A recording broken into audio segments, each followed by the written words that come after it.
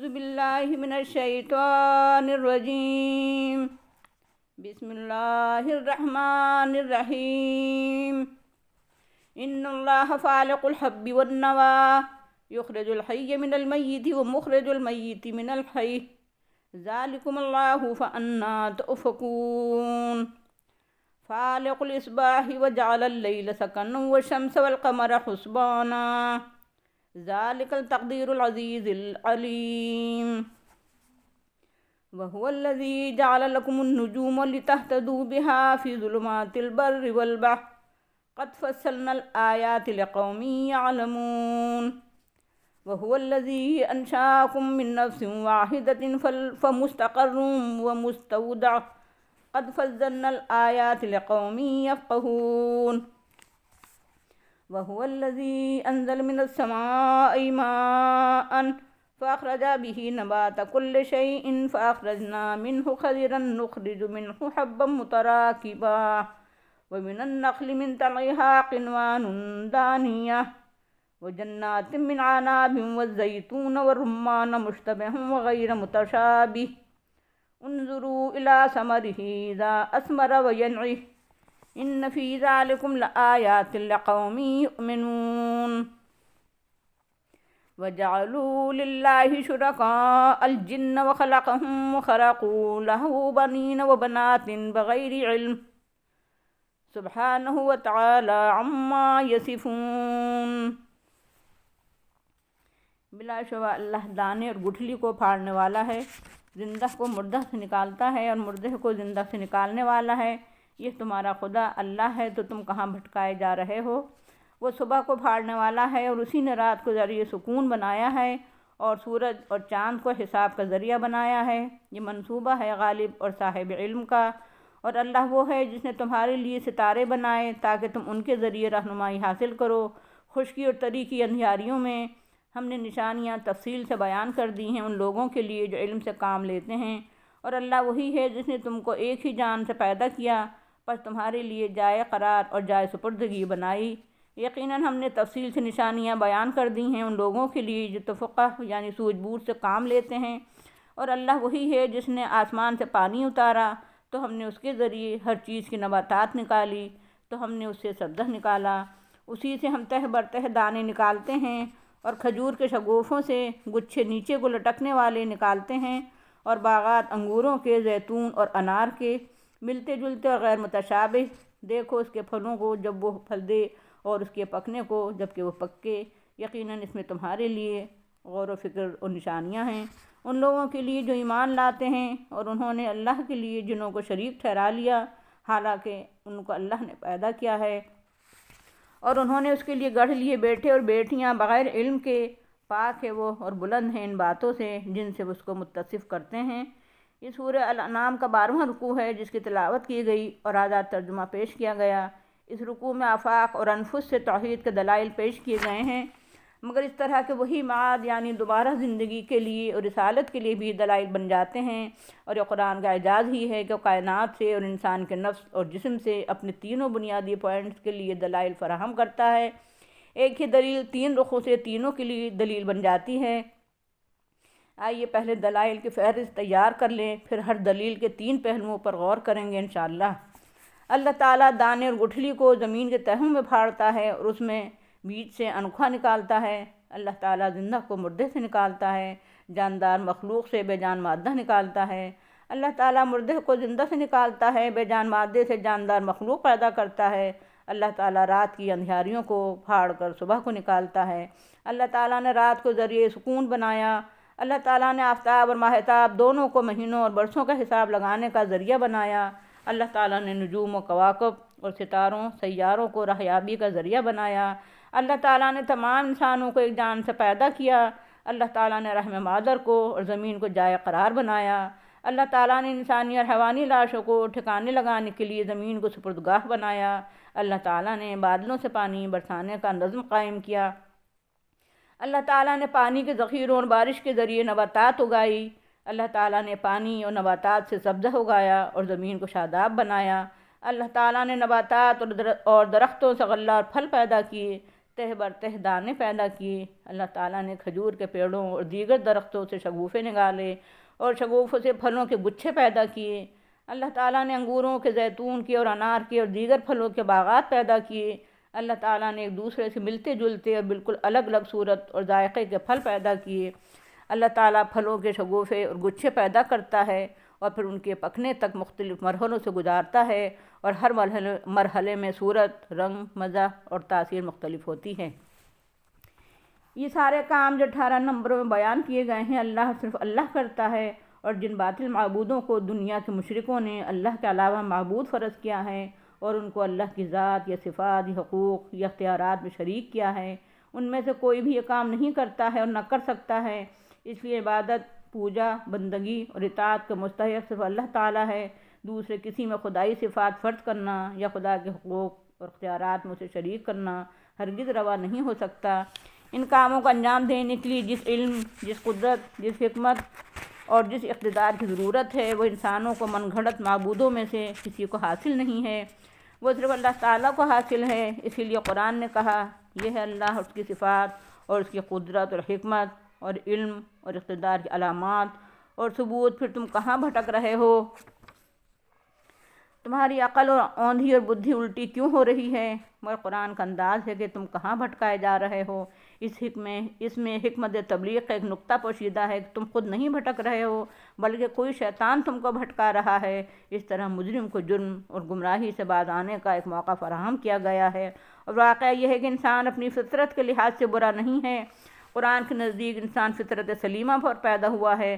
گمراہی اور معصیت اور برائی اس پر خارج سے اثر انداز ہوتی ہے، اسی لیے قرآن انسانوں کی اصلاح سے مایوس نہیں کرتا ہے۔ کائنات اور انسان کی تخلیق اللہ کے منصوبے کے تحت ہے، اور کائنات کی پلاننگ جس علم، جس قدرت اور جس اقتدار، غلبے اور تسلط کا تقاضا کرتی ہے، وہ صرف اللہ کو حاصل ہے۔ اسی لیے فرمایا کہ العزیز یعنی سب پر غالب اور سب پر اقتدار رکھنے والے اور پوری کائنات کے متعلق ازلی اور ابدی علم رکھنے والے خالق، مالک اور حاکم کی پلاننگ اور منصوبہ بندی ہے۔ کائنات کا مطالعہ جو لوگ علمی انداز میں کریں گے، معروضی انداز میں کریں گے، پہلے سے الحاد، کفر اور شرک سے ذہنوں کو گندہ نہیں ہونے دیں گے، مذہب، خدا اور توحید کے خلاف کسی تعصب میں مبتلا نہیں ہوں گے، وہی لوگ آفاق اور انفس کے مطالعے سے صحیح نتیجے پر پہنچ سکتے ہیں۔ اسی لیے فرمایا، ہم نے ان لوگوں کے لیے نشانیاں اور دلائل تفصیل سے بیان کر دیے ہیں جو علم سے کام لیتے ہیں۔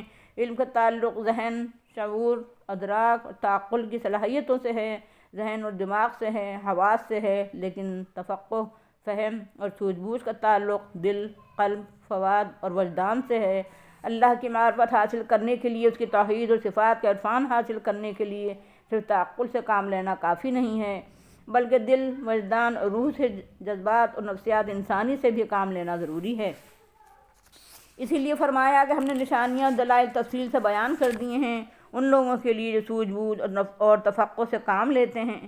آدمی کے اندر علم کی صلاحیت اور استعداد خواہ بھرپور ہو اور وہ وجدان اور روحانیت بھی رکھتا ہو، لیکن اگر وہ حقائق کو تسلیم کرنے اور ماننے کو تیار نہ ہو تو آپ آفاق اور انفس کے دلائل کا انبار لگا دیجئے، تاریخی ثبوت فراہم کر دیجئے، منطقی استدلال اور برہان فراہم کر دیجئے، آثار کائنات اور شواہد جمع کر دیجئے، دلائل اور ثبوت کی کوئی قسم باقی نہ چھوڑیے، مگر وہ نہیں مانے گا، کیونکہ تعصب، ہر دھرمی، باپ دادا کی اندھی تقلید، جہالت، جاہلیت، خواہشات اور شہوات اور دنیاوی مفادات کا لالچ، دنیاوی نقصانات کا اندیشہ اسے حق تسلیم کرنے سے باز رکھے گا، اور شیطان اسے ایمان لانے سے روکے گا۔ اس لیے فرمایا، اس مطالعہ کائنات میں نشانیاں ہیں ان لوگوں کے لیے جو ایمان لانے اور حقائق کو ماننے کے لیے آمادہ اور تیار ہوں۔ کائنات اور نفس جسم انسانی کا مطالعہ جو علم، تفقہ اور ایمان کی بنیاد پر ہو، وہ تو انسان کو وجود باری تعالیٰ، توحید باری تعالیٰ اور صفات باری تعالیٰ کو ماننے اور تسلیم کرنے پر مجبور کرتا ہے، لیکن گمراہی کے اسباب جو بھی بیان ہوئے ان کی وجہ سے لوگوں نے جنات کو اور ارواح کو اور جمادات، نباتات، حیوانات اور زندہ مردہ انسان کو اور فرشتوں کو اور شیاطین کو نہ معلوم کسے کسے معبود مان لیا ہے۔ اسی لیے فرمایا، انہوں نے جنات کو اللہ کا شریک بنا لیا، حالانکہ اللہ نے ان کو پیدا کیا۔ بھلا مخلوق خالق کی شریک کیسے ہو سکتی ہے؟ اور اس کے لیے بیٹے اور بیٹیاں گڑھ لیں، اولاد فرض کر لی، اور یہ سب علم کے بغیر کیا، کیونکہ شرک کے لیے کوئی علمی بنیاد ہے ہی نہیں۔ واقعہ یہ ہے کہ اللہ تعالیٰ ان تمام عیبوں، کمزوریوں، کوتاہیوں اور قصوروں سے پاک ہے جس سے یہ لوگ اس کے ساتھ شرک کر کے اسے متصف کرتے ہیں۔ ان تمام پستیوں سے مبرہ ہے جن سے وہ شرک کر کے اسے عیب لگاتے ہیں، اسی لیے فرمایا وہ پاک ہے اور بلند ہے ان کمزوریوں اور عیبوں سے اور پستیوں اور ذلتوں سے جن سے وہ اسے عیب لگاتے ہیں۔ آئیے غور کریں کہ توحید کے دلائل رسالت کے لیے کس طرح دلیل اور ثبوت بن جاتے ہیں۔ خالق کائنات انسان کے لیے کیسے کیسے انتظامات کر رکھے ہیں۔ دانے اور گٹھلی کو پھاڑتا ہے، اس طرح اس نے انسان کے غذا کے لیے کھیتیوں کا اور شجرکاری کا بہترین انتظام کر رکھا ہے اور اس میں پوری کائنات تعاون کرتی ہے تب رزق پیدا ہوتا ہے۔ یہ اس کی ربوبیت ہے۔ تو کیا اس کی ربوبیت صرف جسمانی اور حیوانی ضروریات پوری کرنے تک محدود ہے؟ وہ انسان کی روحانی، اخلاقی اور انسانی ضرورت اور حاجت کو اگر پورا نہ کرے تو اس کی ربوبیت ناقص نہیں رہ جائے گی۔ انسان کو اس کی پیدائش کا مقصد بتانا، موت و زندگی کے سلسلے کی غرض و غایت بتانا، کائنات اور انسان کی تخلیق کی غرض و غایت بتانا، اس کے آغاز اور انجام سے آگاہ کرنا، دستور حیات دینا، قانون زندگی دینا، عقائد، اخلاق، معاشرت، معیشت اور سیاست کے متعلق ہدایت اور رہنمائی دینا، انسان کے لیے اپنی مرضیات بتانے کا انتظام کرنا۔ اگر یہ ربوبیت سے الگ کوئی چیز ہے تب تو اس کی ضرورت نہیں تھی، لیکن واقعہ یہ ہے کہ یہی تو اصل ربوبیت اور پروردگاری ہے جو انسان کے منصب اشرف المخلوقات کے لیے ضروری تھی۔ عبودیت کے علاوہ انسان کو کار خلافت انجام دینے کے لیے بھی ہدایت درکار تھی۔ ان تمام رہنمائیوں کے لیے اللہ نے نبوت اور رسالت کا انتظام کیا۔ اسی انداز میں جب آپ بقیہ سب چیزوں پر غور کریں تو ان سے رسالت اور نبوت کی ضرورت ثابت ہوگی، البتہ کہیں ربوبیت کے بجائے اس کی قدرت، اس کی حکمت، کہیں اس کے علم یا اس کے غلبے اور اقتدار کی صفات سے اس کی رہنمائی کا انتظام ناگزیر ہونا ثابت ہوگا۔ ہر جگہ ربوبیت ہی کا پہلو نہیں ہو سکتا، البتہ ربوبیت کے وسیع مفہوم میں ساری چیزیں آ جاتی ہیں۔ زندہ کو مردے سے نکالنا ہے یعنی مومن کو کافر سے پیدا کرتا ہے، مردہ کو زندہ سے نکالتا ہے یعنی کافر کو مومن سے پیدا کرتا ہے۔ یہ مفہوم بھی اس آیت کا لیا گیا ہے۔ اگر اس آیت کا یہی مفہوم ہے جیسا کہ الفاظ سے مفہوم لینے میں کوئی رکاوٹ نہیں ہے تو اس سے نبوت اور رسالت اور وحی و کتاب والی رہنمائی اپنے آپ ثابت ہو جاتی ہے کہ ایمان و کفر اور مومن اور کافر کا تصور اسی وقت پیدا ہوگا جبکہ اس سے پہلے نبوت، رسالت اور وحی و کتاب کا وجود ہوگا۔ جو اللہ انسان کے خاطر صبح کا نور بکھیرتا ہو، رات کا سکون فراہم کرتا ہو، سورج اور چاند کے ہنڈے روشن کرتا ہو اور آفتاب و مہتاب کی گھڑیاں پیدا کرتا ہو جن کے ذریعے وقت، گھنٹے، دن، رات، مہینے اور برسیں وجود میں آتی ہوں، اس اللہ کے منصوبے اور پلان میں انسان کی اخلاقی روحانی ہدایت کا انتظام نہ ہو اور اس کے مرحلوں اور پہلوؤں کے لیے رہنمائی نہ ہو، یہ کیسے ممکن ہے؟ جو اللہ خشکی اور تری کے اندھیاریوں میں رہنمائی کا انتظام کرتا ہو، وہ ذہنوں، دماغوں، دلوں، روحوں اور وجدانوں کی اندھیاریاں دور کرنے کا کوئی انتظام نہ کرے۔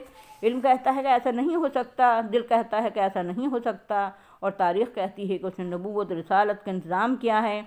انسان کی فکری اور عملی رہنمائی کا بمثال انتظام فرمایا ہے۔ عقل سے کام لو اور عقل سے زیادہ دل اور وجدان سے کام لو۔ تو اللہ جو تمام انسانوں کو ایک انسانی جان سے پیدا کر سکتا ہو اور اس کے لیے جائے قرار یعنی رحم مادر زمین کو بنا سکتا ہو اور زمین کو اس کی زندگی ہی کے لیے نہیں اس کی لاش کو ٹھکانے لگانے کے لیے موزوں اور مناسب بنا سکتا ہو، کیا وہ اتنی قدرت، ایسی حکمت نہیں رکھے گا اور ایسی ربوبیت نہیں برتے گا کہ انسان کی فکری، عملی اور اخلاقی رہنمائی کا انتظام کرے؟ جو اللہ آسمان سے پانی برساتا ہو، نباتات، غلے، پھل، ترکاریاں اور میوے پیدا کرتا ہو، وہ اللہ دلوں کی کھیتیوں کو خشک رہنے دے گا، ذہنوں اور دماغوں کے باغات کو سیراب کرنے کا کوئی انتظام نہیں کرے گا، روحانیت اور اخلاق اور عملی زندگی کی بنجر زمین کو لہلاتے کھیتوں، ہرے بھرے باغوں اور پھولوں سے لدے گلستانوں میں تبدیل کرنے کا کوئی انتظام نہیں کرے گا۔ غرض کے تمام 18 دلیلیں جس طرح توحید کی دلیلیں ہیں، بالکل اسی طرح رسالت کے لیے بھی دلیلوں کا کام دیتی ہیں۔ ضرورت ہے کہ ذہن و دماغ اور دل و روح دونوں سے کام لے کر ان سے استفادہ کیا جائے۔ یہ 18 پوائنٹ جس طرح توحید و رسالت ثابت کرتے ہیں اسی طرح ان سے معاد اور دوسری زندگی بھی ثابت ہوتی ہے۔ آئیے اس پر بھی نگاہ ڈالیں۔ اللہ دانے اور گٹھلی کو پھاڑتا ہے تو اسے ایک نتیجہ برآمد ہوتا ہے یعنی قلہ پھوٹتا اور کونپل نکلتی ہے، پھر یہی قلے اور کونپلیں پودے اور درخت بن جاتے ہیں اور ان پودوں اور درختوں سے غلہ اور پھل پیدا ہوتے ہیں، چیزوں سے نتائج برآمد ہونے کا سلسلہ جاری ہے۔ اسی طرح انسانی زندگی اور اعمال کا نتیجہ برآمد ہوگا۔ اللہ زندوں سے مردوں کو اور مردوں سے زندوں کو مسلسل پیدا کر رہا ہے۔ اسی طرح انسان دوسرے عالم میں دوبارہ زندہ ہوں گے۔ رات کی اندھیاری پھٹتی ہے اور صبح نمودار ہوتی ہے۔ رات سے سکون حاصل ہوتا ہے، سورج اور چاند سے حسابی نتائج دن رات مہینے اور برسیں برآمد ہوتی ہیں۔ اسی طرح اس دنیا کے بعد دوسری دنیا، اس زندگی کے بعد دوسری زندگی برآمد ہوگی، اور اس دنیا کے اندر جس طرح کے اچھے برے اعمال کیے ہوں گے ان کا نتیجہ بھی اچھا یا برا برآمد ہوگا، اور یہ سب اللہ کے منصوبے اور پلان کے تحت ہوگا۔ جس طرح ستاروں سے روشنی پھوٹتی ہے اور اس کا نتیجہ یہ نکلتا ہے کہ لوگ خشکی اور تریک کی اندھیاریوں میں اس سے رہنمائی حاصل کرتے ہیں، اسی طرح انسانی زندگی کا نتیجہ برآمد ہوگا۔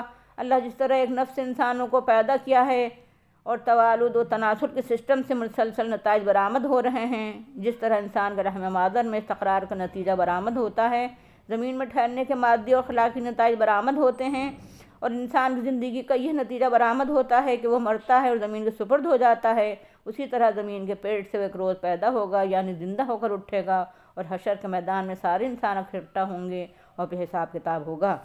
اللہ نے سورج جیسا آتشی کرہ دہکایا ہے، اس کی آتشی کرنوں کے بھالے سمندر کی چھاتی میں تیر کی طرح پیوست ہوتے ہیں، تو سمندر کا لہو ہوا بن کر اڑنے لگتا ہے، اور پھر حکمت و خداوندی کے تحت بادلوں کی شکل میں ہوا کے دوش پر سوار ہو کر اللہ جہاں چاہتا ہے پہنچاتا ہے، اور پھر بارش ہوتی ہے، اور بارش کے نتیجے میں نباتات اگتی ہے، کھیتیاں اور باغات اور چمنستان لہلہاتے ہیں، غلے، ترکاریاں، پھل اور میوے اور پھول برآمد ہوتے ہیں۔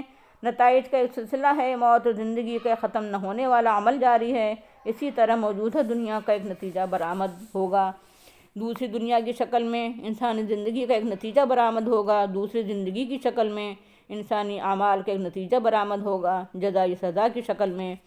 پھلدار درختوں میں شگوفے نکلتے ہیں، شگوفے میں سے خوشے نکلتے ہیں، خوشوں میں پہلے ننھی کیریاں برآمد ہوتی ہیں، ان کا مزہ کڑوا یا بدمزہ یا پھیکا یا کسیلا ہوتا ہے، پھر وہ کیریاں بڑی ہوتی ہیں، مزہ بھی بدل جاتا ہے اور پھل پکنے پر آتے ہیں، تو پہلے کھٹے پھر کھٹ مندرے ہوتے ہیں، اس کے بعد میٹھے اور شیریں ہوتے ہیں اور انتہائی لذیذ ہو جاتے ہیں۔ پودوں، درختوں، شگوفوں، پھلوں، کیریوں اور گدر پھلوں، پختہ شیریں پھلوں میں سے ہر ایک کے نتائج برآمد ہوتے ہیں۔ اس طرح موجودہ دنیا، موجودہ زندگی اور انسانی اعمال کا بھی نتیجہ برآمد ہوگا۔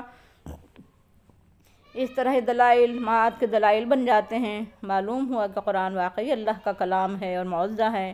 اب ذرا عقل و فہم والے، علم و تجربے والے، دماغ اور دل والے سوچیں کہ توحید اور شرک کا نتیجہ برآمد نہ ہوگا، اور دونوں کا نتیجہ یکساں کیسے ہو سکتا ہے کہ ایمان اور کفر کا کوئی نتیجہ برآمد نہیں ہوگا، اور دونوں حالتوں کا، دونوں قسم کے نظریات نظاموں کا ایک ہی سا نتیجہ کیسے ہو سکتا ہے۔